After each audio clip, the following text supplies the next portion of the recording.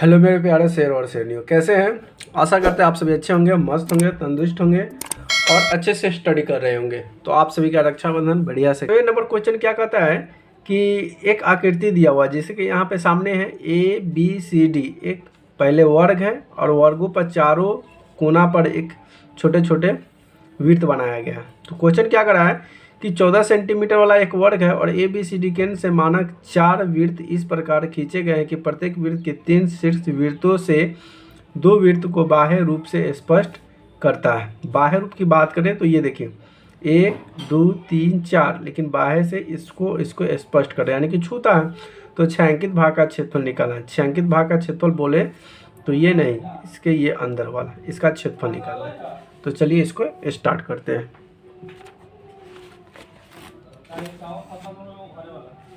अब यहाँ से लिखेंगे कि हल दिया है, क्या क्या दिया था सबसे पहले वो लिखेंगे।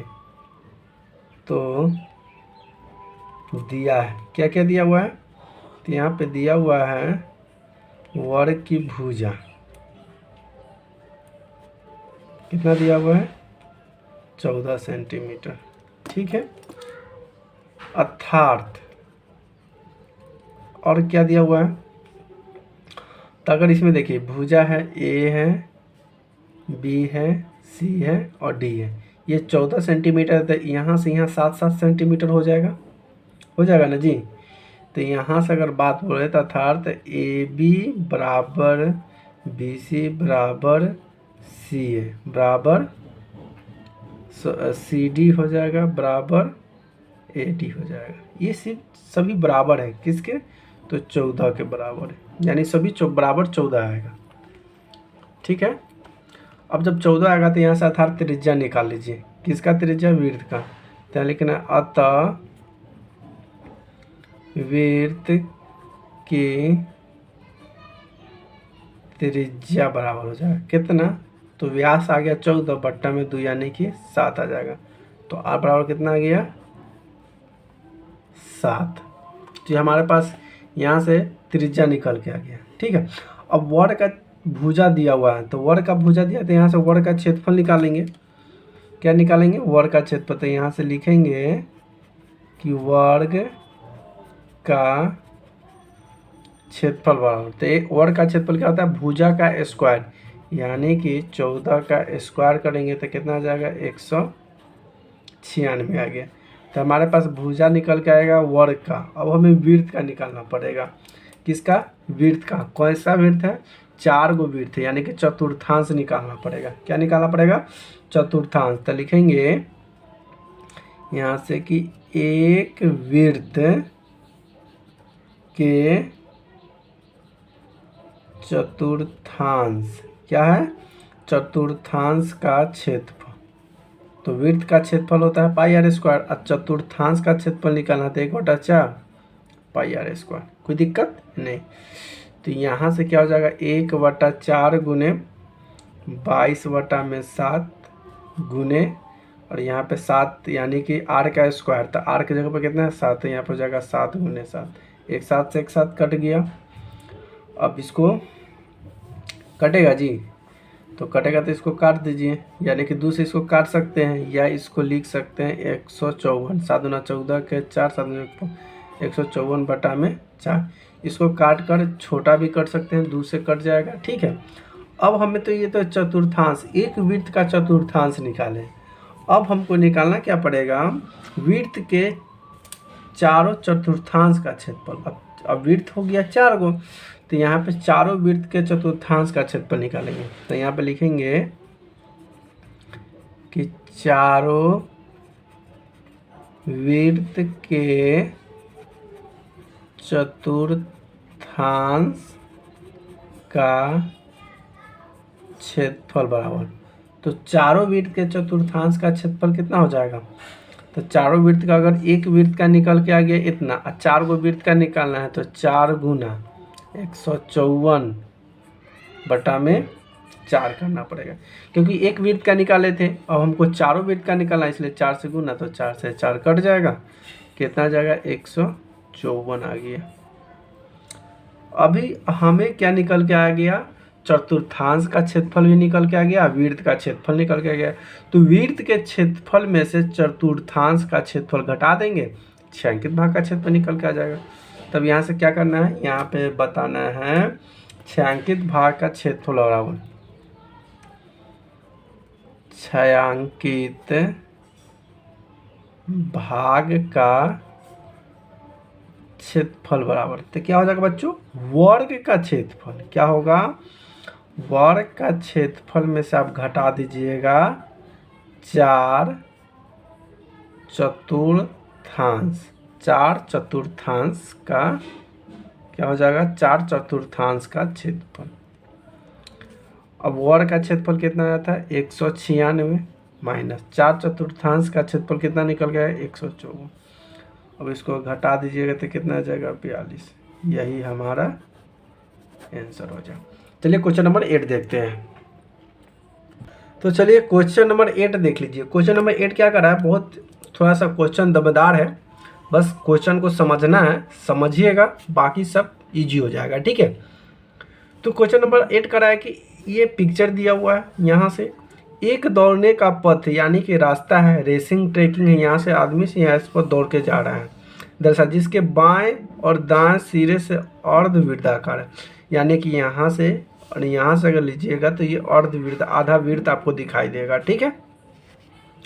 तो आपको निकालना क्या है इस पथ में कि दोनों आंतरिक समांतर रेखाओं के बीच की दूरी दिया हुआ है, यानी कि दोनों आंतरिक दूरी बोले ना तो यहाँ से और यहाँ का दूरी 60 क्या है, 60 मीटर है, तथा इनमें प्रत्येक रेखाखंड 106 मीटर लंबा है। मतलब यहाँ से जो ये रेखा जा रहा है कितना है, 106 मीटर है। समझ में आ गया।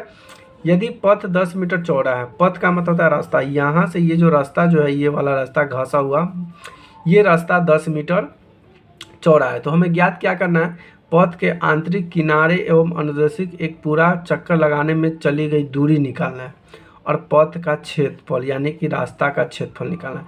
तो ध्यान से देखिएगा, यहाँ से रास्ता और यहाँ से रास्ता, तो ये हो जाएगा आयत, फिर ये हो जाएगा आयत और ये बन जाएगा अर्धवृत्त। अब सबको निकालना है क्षेत्रफल। तो आइए इसको समझते हैं। तो सबसे पहले यहाँ से मैंने थोड़ा सा पिक्चर बनाया, लेकिन पिक्चर थोड़ा सा बढ़िया से नहीं बना, तो भाइयों बहनों इसको एडजस्ट कर लीजिएगा, समझ लीजिएगा, सिर्फ समझना है, ठीक है। अब यहाँ से जब हम स्टार्टिंग करेंगे ना, तो यहाँ से लिखेंगे हल, हल चला भाई हल चला, मैं तो अपनी हल चला। अब सबसे पहले यहाँ पे क्या लिखिए, जो जो चीज़ दिया हुआ लिख लीजिए। तो यहाँ पे लिखिए कि दिया है, क्या दिया है, तो रेखा खंड के बीच की दूरी, यहाँ से यहाँ देख लीजिए, यहाँ और यहाँ, तो रेखा खंड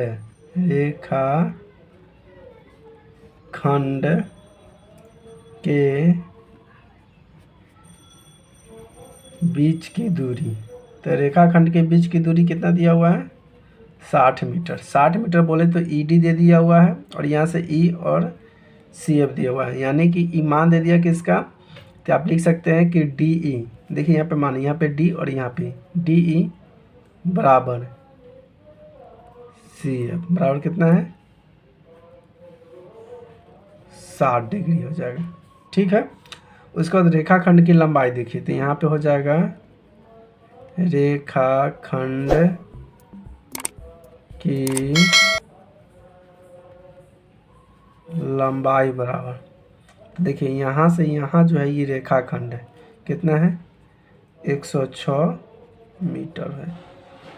तो 106 मीटर है, तो यहाँ से देखिए, यहाँ से यहाँ जब आर दिया हुआ है 60 सेंटीमीटर, तो इसकी आधा करेंगे, यानी कि त्रिज्या, त्रिज्या कितना निकल के आ जाएगा, आर हो जाएगा। तो यहाँ से यानी कि त्रिज्या भी निकल के आ गया, त्रिज्या निकल के कितना आ गया, 30।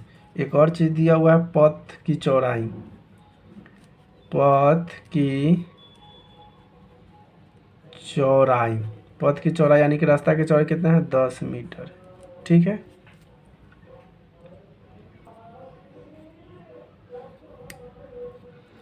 तो यहाँ से पथ की रास्ता कितना हो जाएगा, तो पथ की रास्ता की चौड़ाई भी 10 मीटर हमारे पास दिया हुआ है। जब ये दिया हुआ है तो एक चीज़ अब हमें निकालना क्या है कि किनारे के 4 चक्कर लगाता है, तो चक्कर में लगाने में दूरी बराबर क्या हो जाएगा, करें कि बताइए चक्कर। तो पहला नंबर यहाँ से पूछ रहा है कि चक्कर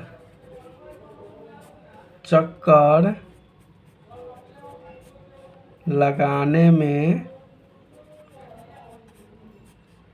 चली गई दूरी बराबर। तो चक्कर जो लगा रहा है उसका दूरी कितना हो जाएगा, तो ई जो हो जाएगा ना रेखाखंड और वृत्त का जो परिधि हो जाएगा दोनों को जोड़ना पड़ेगा। तो रेखाखंड के ध्यान से देखेंगे तो ई एफ, ध्यान से समझना है बात को। देखिए ई एफ क्या है, ई एफ यहाँ से यहाँ एक आयत बन गया, और उसके बाद सी डी, सी और डी, और यहाँ से एक ये वाला आयत बन गया। तो इसका क्या करेंगे प्लस, ये दोनों को जोड़ना पड़ेगा। ठीक है, इसकी भुजा का मान और इसकी भुजा का मान जोड़ देंगे, और दो त्रिज्या वाला अर्धवृत्त है जो कि इधर भी है और इधर है, तो दोनों को भी जोड़ना पड़ेगा। ठीक है, कैसे जोड़ेंगे तो यहाँ देख लीजिए कैसे जोड़ना है ऐसे। तो यहाँ पे दूरी बराबर हो जाएगा रेखाखंड ई एफ प्लस रेखाखंड सी डी प्लस, और तब लिखेंगे दो त्रिज्या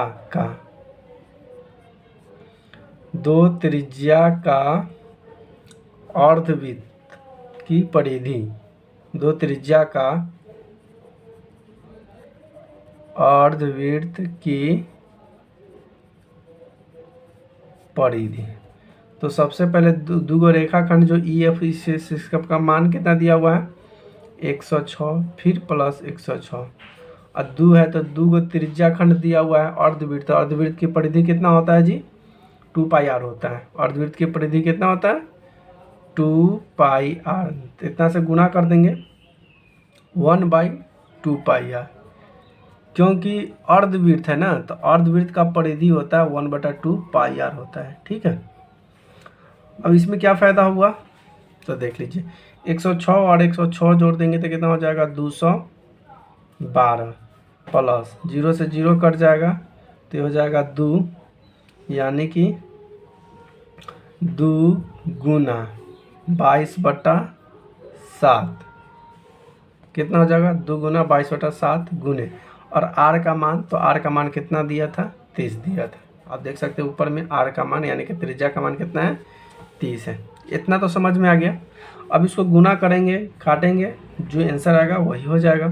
तो यहाँ पे हो जाएगा 212, 22 दूना 44 और 30 दूना, यानी कि देखिए 44 में 30 है 4 12 4 13, यानी कि इसका आ जाएगा प्लस 13/20/7। जब इसको हम सॉल्व करेंगे तो कितना हो जाएगा 1484 प्लस 13/20/7। इस सबको जब जोड़िएगा तो आएगा 2804/7। यही हमारा आंसर होगा। इसको काट कर आप दशमलव भी मिला सकते हैं। इसका आंसर दशमलव, अगर आंसर दशमलव में है तो इसको दशमलव में ला सकते हैं, अगर दशमलव में नहीं यहीं पे है तो इसको यहीं पे छोड़ देना है। 2 आंसर हो सकता है। अगर दशमलव होगा तो इसको दशमलव में तोड़ लीजिए, अगर दशमलव में नहीं तो बस यहीं पर आपका आंसर कंप्लीट हो जाता है। ठीक है, अब इसका एक और कह रहा है दूसरा नंबर में कि पथ का रास्ता यानी पथ का क्षेत्रफल यानी रास्ता का क्षेत्रफल निकालना है। तो दूसरा नंबर क्या है पथ का क्षेत्रफल निकालना है।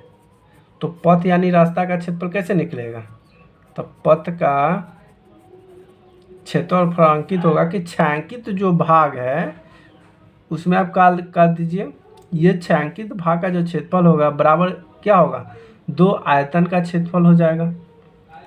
ठीक है, छायांकित भाग का क्षेत्रफल हमको तो निकालना है, पथ का क्षेत्रफल यानी कि छायांकित भाग का क्षेत्रफल हमको निकालना है। तो उसका क्षेत्रफल बराबर हो जाएगा 2 आयतन का क्षेत्रफल, कैसा अर्धवृत्त वाला जो 2 आयतन है उसका क्षेत्रफल, अब प्लस क्या हो जाएगा 40 सेंटीमीटर वाले त्रिज्या के अर्धवृत्त का क्षेत्रफल। तो 40 सेंटीमीटर अगर बात करें ना तो थोड़ा सा भैया आ जाइए नीचे, थोड़ा सा इनको समझा देते हैं। ये लिखिए, तो अगर ये हमको रास्ता का क्षेत्रफल निकालना है तो रास्ता का क्षेत्रफल निकालने के लिए इसका क्षेत्रफल में इसका क्षेत्रफल और इसका क्षेत्रफल में हमको क्या करना पड़ेगा, इसको जोड़ना पड़ेगा। तो ध्यान से समझिएगा, ये एक तरह का आयत है तो इसका तो क्षेत्रफल हम लोग निकाल चुके हैं ना 100। तो यहाँ पे इसका क्षेत्रफल और 2 गो है, एक इधर एक ऊपर, तो इसको दोनों को जोड़ लेंगे समझ में आएगा नहीं जी, क्योंकि 106 है फिर 10 जुड़ जाएगा, तो 106 और 106 मिलके हो जाएगा 200, और उसमें हम 10 से गुना कर देंगे, और 2 गए थे 2 से गुना करना पड़ेगा। उसके बाद 40 सेंटीमीटर हमको त्रिज्या हो जाएगा। कैसे?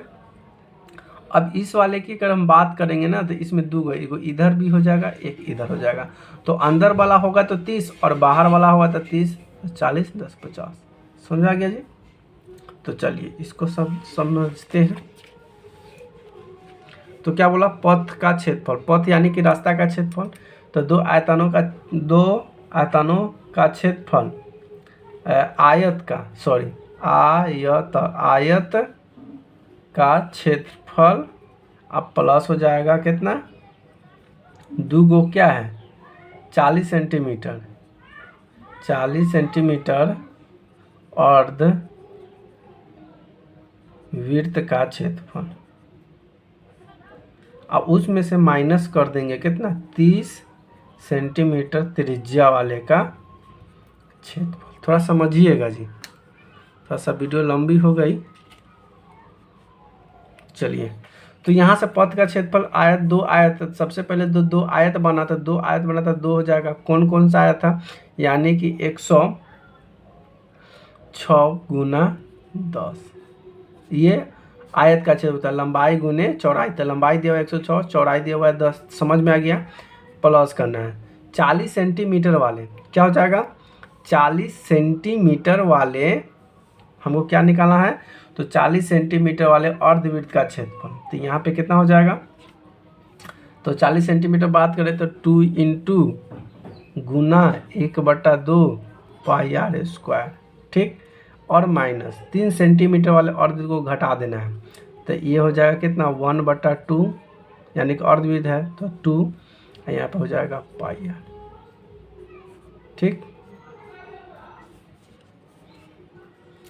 तो देखिए इसको जब गुना कीजिएगा ना, तो ये आ जाएगा 2 गुना 106 प्लस 2 से 2 कट जाएगा, ये हो जाएगा 22/7 गुना आर के जगह पर कितना है? तो आर के जगह पर 30 है।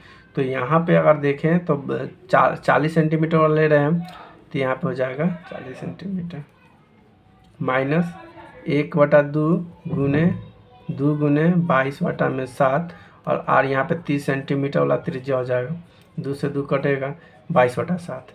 तो इसको आगे थोड़ा सा स्टेप लेते हैं। इसमें 2 से जब गुना करेंगे तो कितना हो जाएगा? 2100, उसके बाद हो जाएगा प्लस, कितना हो जाएगा?